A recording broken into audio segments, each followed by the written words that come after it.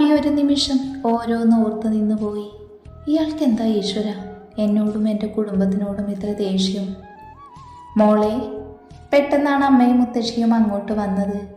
അബി പതിയെ അവരുടെ അടുത്തേക്ക് വന്നു. മോളെ, നീ വിഷമിക്കേണ്ട. പെട്ടെന്ന് നടന്ന വിവാഹമായതുകൊണ്ടാണ് അവൻ ഇത്രയ്ക്ക് ദേഷ്യം, അല്ലാതെ വേറൊന്നുമല്ല. മോള് വിഷമിക്കേണ്ട, അവന് മോള് മനസ്സിലാകും. കുറച്ച് സമയം കൊടുത്താൽ മതി. മുത്തശ്ശി അവളുടെ തലയിൽ തലോടി പറഞ്ഞു. അതേ മോളെ, അമ്മ പറഞ്ഞത് ശരിയാ. അവനും മോൾക്കും കുറച്ച് സമയം വേണ്ടി. എല്ലാവരും ശരിയാവാം മോളെ, അവന് മനസ്സിലാവും. ശാലിനിയും അവളെ സമാധാനിപ്പിച്ചു പറഞ്ഞു. അഗ്നിക്കെൻ്റെ കുടുംബത്തോട് കുറച്ച് ദേഷ്യമുണ്ട് എന്ന് മോൾക്കറിയാലോ. അത് മാറും. അവൻ്റെ അച്ഛനും ഞാനും പ്രണയിച്ച് കല്യാണം കഴിച്ചതാ. എൻ്റെ വീട്ടുകാർക്കത് തീരെ ഇഷ്ടപ്പെട്ടില്ല. എൻ്റെ അച്ഛനും അമ്മയും എന്നെ വെറുത്തു. പക്ഷേ എൻ്റെ ഏട്ടൻ, മോളുടെ അച്ഛനാണ് എൻ്റെ കൂടെ നിന്നത്. അത് ഞാൻ മറക്കില്ല. അച്ഛനും അമ്മയും മരിക്കുന്നത് വരെ എന്നെ അങ്ങോട്ട് വരാൻ പോലും സമ്മതിച്ചില്ല. ആ ഒരു നിമിഷം, ആ ഒരു വിഷമം എനിക്കിപ്പോഴുമുണ്ട്. എൻ്റെ അച്ഛനെയും അമ്മയെയും എനിക്ക് കാണാൻ സാധിച്ചില്ല എന്ന വിഷമം. അതുകൊണ്ടാണ് അഗ്നിക്ക് അവിടെയുള്ളവരോട് ദേഷ്യം. കാളിയാർ മഠത്തിൽ എല്ലാവരോടും ആ ഒരു പുച്ഛവും ദേഷ്യവുമാണ്. വിച്ചുവിനെ കണ്ടാൽ മിണ്ടുമെങ്കിലും അബിയോടെപ്പോഴും ദേഷ്യമാണ് അവൻ കാണിക്കാറ്. അതുകൊണ്ട് തന്നെ അബിക്ക് അവനെ ഭയങ്കര പേടിയുമാണ്. ശാലിനി പറഞ്ഞു നിർത്തിയതും ആ അമ്മയുടെ കണ്ണിൽ നിന്ന് രണ്ടിറ്റ് കണ്ണുനീർ കവിളിലൂടെ ഒലിച്ചിറങ്ങി. അമ്മേ, പെട്ടെന്നാണ് അനുവിൻ്റെ ശബ്ദം അവിടെ കേട്ടത്.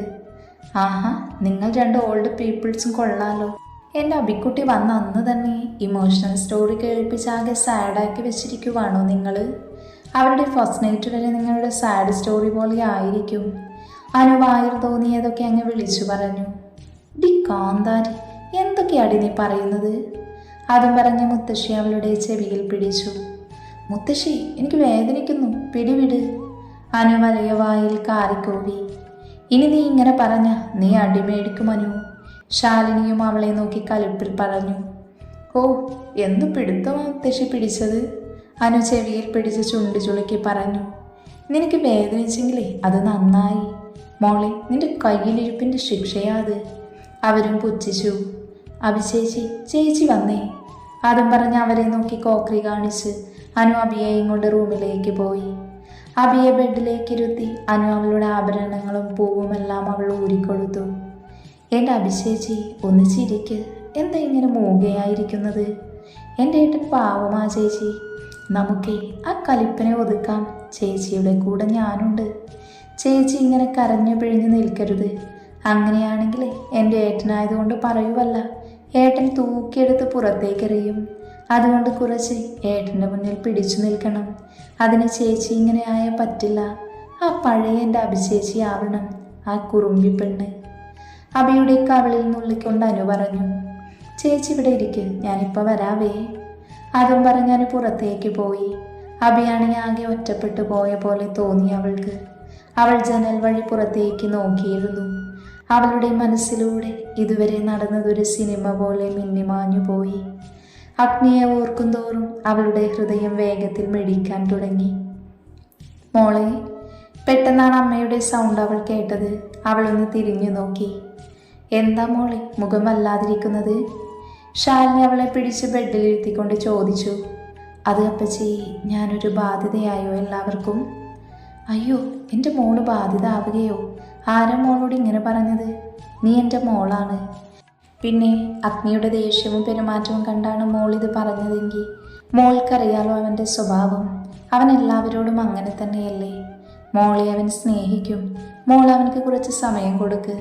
പിന്നെ അമ്മായിക്ക് മോളെ എൻ്റെ മോനെ കൊണ്ട് കെട്ടിക്കണമെന്ന് പണ്ട് മുതലേ ആഗ്രഹമുണ്ടായിരുന്നു.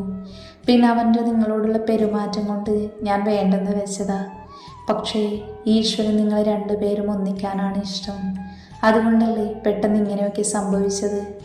അത് മോള് സങ്കടപ്പെടേണ്ട. അവൻ്റെ മുന്നിൽ പിടിച്ചു നിൽക്കണമെങ്കിൽ കുറച്ച് ധൈര്യമൊക്കെ വേണം. അപ്പം എൻ്റെ മോള് നല്ല കുട്ടിയായിരിക്കേ. അത് കേട്ടതും അബിക്കൊരു കുറുമ്പോടെ കണ്ണുനീർ തുടച്ച് അമ്മായിയോട് ചോദിച്ചു. അമ്മായി, ആ ചെകുത്താനില്ലേ, എന്നല്ലെങ്കിലേ കണ്ണെടുത്ത കണ്ടൂടാ. ഇപ്പം അതിന് ഒരു തീരുമാനമായി. ഡി എൻ്റെ മോൻ എന്താ നീ വിളിച്ചത്? ഇനി എൻ്റെ മോൻ അങ്ങനെ വിളിച്ച നീ എൻ്റെ കയ്യിൽ നിന്ന് അടി വാങ്ങുവേ. അമ്മായി കളിയോട് അവളെ തള്ളിക്കൊണ്ട് പറഞ്ഞു. എൻ്റെ മോള് വിഷമിക്കേണ്ട കേട്ടോ, അവൻ മോളെ സ്നേഹിക്കും, നീ കണ്ടോ? നടന്നത് തന്നെ. ആ കാട്ടുപോത്തിന് സ്നേഹം എന്താണെന്ന് അറിയുമോ ആവോ? ലാസ്റ്റ് പറഞ്ഞത് കുറച്ച് പതിയെ ആയിരുന്നു. ശരിയാ ചേച്ചി പറഞ്ഞത്, ഓ കൊലിപ്പന് സ്നേഹം എന്താണെന്ന് അറിയില്ല ചേച്ചി. അകത്തേക്ക് കയറിക്കൊണ്ട് അനു പറഞ്ഞതും അവർ ബെഡിൽ നിന്ന് എഴുന്നേറ്റു. ഇടി കുരുത്തം കെട്ടവളെ, എന്താ നീ പറയുന്നത്? വല്ല ഓർമ്മയുണ്ടോ നിനക്ക്? എൻ്റെ പൊന്നമ്മേ, എനിക്ക് നല്ല ബോധ്യമുണ്ട്. പക്ഷേ അമ്മയുടെ പുന്നാര മോനെ ആ സാധനം എന്താന്ന് പോലും അറിയില്ല. അവൾ അമ്മയെ നല്ലോണം അങ്ങ് പുച്ഛിച്ചു. അനു പറയുന്നതിനിടയിൽ തല ഒഴിയുന്നുണ്ട് അവൾ.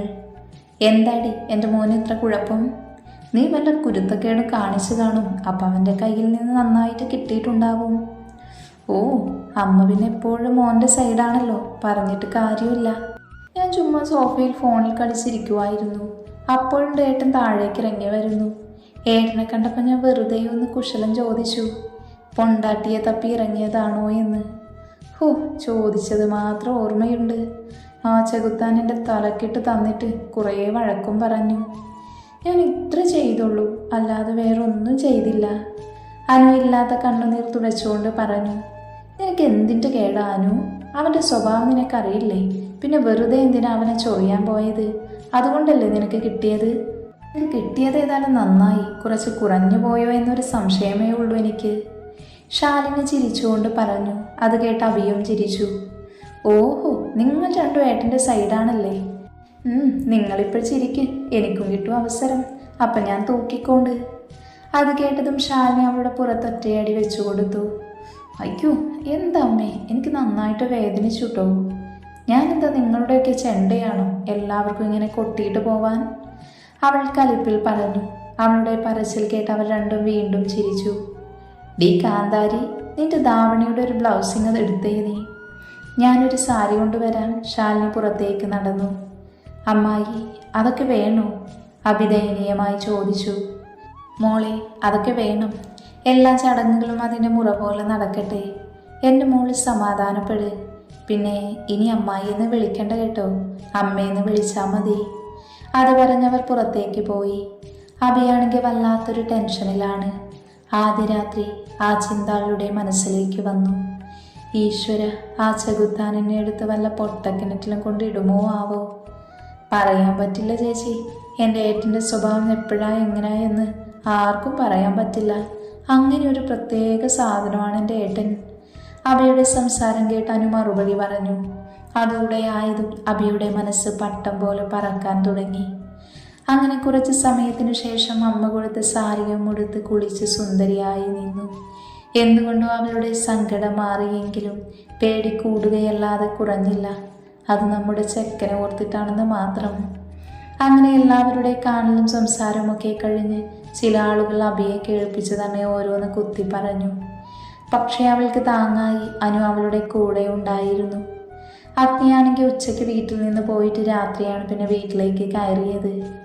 അനു അബിയുടെ കൂടെ തന്നെ ഉണ്ടായതുകൊണ്ട് അവൾക്ക് കുറച്ച് ആശ്വാസമായിരുന്നു. അങ്ങനെ അബിയും അനുവും അമ്മയും മുത്തശ്ശിയും സംസാരിച്ചിരിക്കുമ്പോഴാണ് മുറ്റത്തൊരു കാറ് വന്നു നിന്നത്. അഗ്നി മുകളിൽ റൂമിലായിരുന്ന ആ സമയം കാറിൽ നിന്നിറങ്ങുന്ന വിച്ചുവിനെ കണ്ടതും അബി ഓടിപ്പോയി അവനെ കെട്ടിപ്പിടിച്ചു. വിച്ചുവും ആ നിമിഷം തിരികെ കെട്ടിപ്പിടിച്ചു. മോളെ, ഏട്ടൻ വന്നില്ലേ? പിന്നെന്താ, വിഷമിക്കാതെ. അവളുടെ തല ഉയർത്തി വെച്ച് വിച്ചു പറഞ്ഞു. അല്ല മോളെ, എവിടെ നമ്മുടെ ചെകുത്താന്? മോള് നേരിലൊന്ന് സംസാരിച്ചോ? അവളുടെ മൂഡ് മാറ്റാൻ വേണ്ടി വിച്ചു ചോദിച്ചു. അത് കേട്ടതും അബി വിച്ചുവിൻ്റെ നെഞ്ചിലൊന്ന് അമർത്തി കടിച്ചു. ഈ കുട്ടി പിശാചേ, എന്ത് കടിയാതീന്ന് കടിച്ചത്? ഞാൻ എൻ്റെ പുന്നാര അളിയനയില്ലേ ചോദിച്ചത്, അതിനാണോ നീ എന്നെ ഇങ്ങനെ വേദനിപ്പിച്ചത്? നെഞ്ചുഴിഞ്ഞുകൊണ്ട് അബിയെ കൂർപ്പിച്ച് നോക്കി വിച്ചു ചോദിച്ചു. അത് കണ്ട് അബി ഒന്ന് ഇളിച്ചു കാണിച്ചു. എൻ്റെ ഏട്ടൻ എന്നെയല്ലേ കാണാൻ വന്നത്, പിന്നെന്തിനാ ആ കാലിനെ ചോദിക്കുന്നത്? അവൾ കുശുമ്പോട് അവനോട് പറഞ്ഞു. അല്ല, ആരിത്? നമ്മുടെ സുന്ദരക്കുട്ടനോ? എന്താണാവോ ഞങ്ങളുടെ വീട്ടിൽ കാര്യം? അനു പതിവ് പുച്ഛത്തോടെ വിച്ചുവിൻ്റെ മുന്നിൽ വന്ന് ചോദിച്ചു. എൻ്റെ പൊന്നബി, നിനക്ക് നിന്റെ നാത്തൂനെ ജീവനോടെ വേണമെങ്കിൽ ഇതിൻ്റെ നാവൊന്ന് കുറയ്ക്കാൻ പറഞ്ഞു. അല്ല എന്നുണ്ടെങ്കിൽ ഒറ്റയടിക്ക് ഇതിനെ ഞാൻ കൊല്ലും. ഇത് സത്യം. വിച്ചു അനുവിനെ കലിപ്പിൽ നോക്കിക്കൊണ്ട് പറഞ്ഞു. അത് കേട്ട് അബി ചിരിച്ചു പോയിരുന്നു. അയ്യോ, താങ്കളുടെ ഭീഷണി കേട്ട് ഞാനങ്ങ് പേടിച്ചു പോയല്ലോ. ഷോ, ഇന്ന് രാത്രി ഞാൻ ഉറക്കത്തിൽ പേടിച്ച് കരയുമോ ആവോ? അവളും വിട്ടുകൊടുക്കാതെ പറഞ്ഞു. ഡി, നിന്നെ ഇന്ന് ഞാൻ. വിച്ചു എന്തോ പറയാൻ വന്നതും ആഹാ, മോനായിരുന്നു, കയറി വാ മോനെ. ശാലിനി അങ്ങോട്ടേക്ക് വന്ന് പറഞ്ഞു. വരുവാ അമ്മായി. മാറടി വാൽമാക്രി എൻ്റെ മുന്നീന്ന്. അത് പറഞ്ഞ് അവളെ ഒന്ന് തള്ളി മാറ്റി വിച്ചു അകത്തേക്ക് കയറി. അത് തൻ്റെ കെട്ടിയോളാണോ? അനു ചവിട്ടിക്കുലുക്കി അവൻ്റെ പുറകെ കയറിക്കൊണ്ട് പറഞ്ഞു. വിച്ചുവിൻ്റെ കൂടെ അഭിയും സോഫയിലിരുന്നു. ഏട്ടാ, അച്ഛനും അമ്മയും എന്തേ വരാഞ്ഞത്? അവൾ പരിഭവത്തോട് ചോദിച്ചു. അവർ വരുന്നുണ്ട് മോളെ, ഏട്ടന് മുന്നിൽ പോകുന്നേ ഉള്ളൂ. നിനക്ക് എങ്ങനെയുണ്ട് മോളെ ഇവിടെ? വിച്ചു വാത്സല്യത്തോട് അവളോട് കുശലം ചോദിച്ചു. എനിക്കിവിടെ കുഴപ്പമൊന്നുമില്ല, അവൾ പുഞ്ചിരിയോട് മറുപടി പറഞ്ഞു. ഓ, ഇയാളുടെ പെങ്ങളെ ഞങ്ങളിവിടെ പട്ടിണി കിടക്കൂ വേദനിപ്പിക്കാനോ അല്ല കൊണ്ടുവന്നത്. പിന്നെ ഇയാൾക്ക് മാത്രമേ ഉള്ളൂ ഈശ്വര പെങ്ങള്? അനുകറുവോടെ ചോദിച്ചു. എൻ്റെ ദൈവമേ, ഇതിനെ ഇന്ന് ഞാൻ. എനിക്ക് ക്ഷമ തരണേ, അവൻ നെഞ്ചിൽ കൈവച്ചറിയാതെ പ്രാർത്ഥിച്ചു പോയി. ഡി, നിനക്കല്പം കുരുത്തക്കേട് കൂടുന്നുണ്ട്. അതും പറഞ്ഞ് മുത്തശ്ശി അവളുടെ ചെവിയിൽ പിടിച്ചു. ആ മുത്തശ്ശി, പിടിവിട്, എനിക്ക് വേദനിക്കുന്നുണ്ട് കേട്ടോ, അനുന്ന് ചാടിക്കൊണ്ട് പറഞ്ഞു. എന്നാൽ ഇതെല്ലാം കണ്ട അഭിയും വിച്ചുവും ഭയങ്കര ചിരിയായിരുന്നു. അപ്പോഴാണ് അങ്ങോട്ടേക്ക് കൃഷ്ണനും ദേവകിയും കയറി വന്നത്, അഭിയുടെ അച്ഛനും അമ്മയും. അങ്ങനെ എല്ലാവരും സംസാരിച്ചിരുന്നപ്പോഴുണ്ട് അങ്ങോട്ട് അഗ്നിയും വന്നു. ഹാളിലെത്തിയതും ഇവരെല്ലാവരെയും കണ്ട് അഗ്നിയുടെ മുഖമൊന്ന് ചുളിഞ്ഞു. പിന്നെ അവരെയൊക്കെ ഒന്ന് നോക്കി അവനും ഒരു സൈഡിൽ പോയിരുന്നു. ആ നിമിഷം അഗ്നിയുടെ ഹൃദയവും അഭിയുടെ ഹൃദയവും വല്ലാതെ മെടിക്കാൻ തുടങ്ങി. അഭിയാണെങ്കിൽ അവനെ കണ്ടതും പേടിച്ച് വിച്ചുവിനെ ഇറുക്കെ പിടിച്ചിരുന്നു. ആ നിമിഷം തന്നെ അഗ്നി അവളെ ഒന്ന് നോക്കി പെട്ടെന്ന് നോട്ടം മാറ്റുകയും ചെയ്തു. അങ്ങനെ കുറച്ച് സമയം എല്ലാവരും സംസാരിച്ചിരുന്നു. അവർ പോവാനായി നിന്നതും മോനെ, ഒന്ന് പുറത്തേക്ക് വരുമോ? പെട്ടെന്നാണ് കൃഷ്ണൻ അഗ്നിയെ നോക്കി വിളിച്ചത്. അത് കേട്ടതും അഗ്നി മനസ്സില്ലാ മനസ്സോടെ അയാളുടെ പുറകെ പുറത്തേക്കിറങ്ങി. മോനെ, ഒരച്ഛൻ്റെ വേവലാതിയാണ് തൻ്റെ മോളെ കെട്ടിച്ചയക്കുമ്പോൾ. അതും ഇങ്ങനെയൊക്കെ ആയിപ്പോയി. അതുകൊണ്ട് ഈ അച്ഛൻ പറയുന്നത് മോന് കേൾക്കണം. എൻ്റെ അച്ഛനോടും അമ്മയോടുള്ള ദേഷ്യം എൻ്റെ മോളോട് തീർക്കരുത്. അവളൊരു പാവമാ. 22 വയസ്സേ ആയിട്ടുള്ളൂ. അതിൻ്റെ ഒരു പക്വതക്കുറവുണ്ടാകും. മോനെ എല്ലാം പറഞ്ഞു കൊടുത്ത് ശരിയാക്കണം. അവളെ ഞാൻ നിർബന്ധിച്ചാണ് വിവാഹം കഴിപ്പിച്ചത്, അല്ലാതെ അവൾക്ക് ആഗ്രഹം ഉണ്ടായിട്ടല്ല. ഇങ്ങനെയൊക്കെ ആകുമെന്ന് അവളും സ്വപ്നത്തിൽ പോലും വിചാരിച്ചിട്ടുണ്ടാവില്ല. അതുകൊണ്ട് മോന് ദേഷ്യമൊന്നും കാണിക്കരുത്. മോൻക്ക് അവളെ ഇഷ്ടമല്ല എന്നറിയാം. സ്നേഹിക്കാൻ കഴിയുമെങ്കിൽ സ്നേഹിക്കണം, ഇല്ലെങ്കിൽ വേണ്ട. ഞാൻ നിർബന്ധിക്കില്ല. എൻ്റെ കയ്യിലേക്ക് തന്നെ അവളെ ഏൽപ്പിച്ചാൽ മതി. ഞാൻ മോനെ ഒരിക്കലും നിർബന്ധിക്കില്ല സ്നേഹിക്കാൻ. എന്നാലും അവളെ വിളിട്ട് വേദനിപ്പിക്കരുത്. അത് ഈ അച്ഛന് സഹിക്കില്ല. കൃഷ്ണനൊരു വിങ്ങലോടെ പറഞ്ഞു. എന്നാൽ ഇത് കേട്ട് അഗ്നി ഒരു പുച്ഛത്തോടെ അയാളെ നോക്കി. കാളിയാർ മഠത്തിൽ കൃഷ്ണമൂർത്തിക്ക് ഇപ്പോഴും എന്നെ അറിയില്ല എന്ന് തോന്നുന്നു.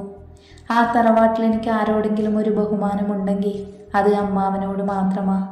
വേറെ ആരെയും എനിക്ക് താല്പര്യമില്ല. ഞാൻ വിചാരിച്ചു അമ്മാവൻ എന്നെ മനസ്സിലാവുമെന്ന്. പക്ഷേ ഇല്ല, അമ്മാവനും എന്നെ അറിയില്ല. അഗ്നി എന്താണ് പറയുന്നതെന്ന് കൃഷ്ണന് മനസ്സിലായില്ല. ഞാനൊരു ഉറപ്പ് തരാം. അമ്മാവൻ്റെ മകളുടെ കഴുത്തിൽ മംഗലത്ത് അഗ്നിദേവ് താലി കെട്ടിയിട്ടുണ്ടെങ്കിൽ അത് എൻ്റെ മരണം വരെ അവിടെ തന്നെ കിടക്കും. ഉപദ്രവിക്കാനും ഉപേക്ഷിക്കാനും കാളിയാർ മഠത്തിലെ കാരണവന്മാരുടെ സ്വഭാവമല്ല എൻ്റേത്. ഞാൻ മംഗലത്തെ ചോരയാണ്. ഞാൻ അവളെൻ്റെ ഭാര്യയായി ഇങ്ങോട്ട് കൊണ്ടുവന്നിട്ടുണ്ടെങ്കിൽ, നിങ്ങൾക്കെല്ലാവർക്കും വാക്ക് തന്നിട്ടുണ്ടെങ്കിൽ ആ വാക്ക് ഞാൻ പാലിച്ചിരിക്കും. എനിക്കൊറ്റ വാക്കേ ഉള്ളൂ. കാരണം ഒരു തന്തയ്ക്ക് ജനിച്ചവനാ ഞാൻ. അതുകൊണ്ട് അവളെ ഞാൻ കൈവിടില്ല. അവൾ എൻ്റെ കൂടെ മരണം വരെ ഉണ്ടാകും. അതും പറഞ്ഞ് അഗ്നി ദേഷ്യത്തിൽ അകത്തേക്ക് കയറിപ്പോയി. കൃഷ്ണനാണെങ്കിൽ അവനിൽ നിന്ന് കേട്ട വാക്കുകളിലെ സന്തോഷത്തിൽ മനസ്സ് നിറഞ്ഞിരുന്നു.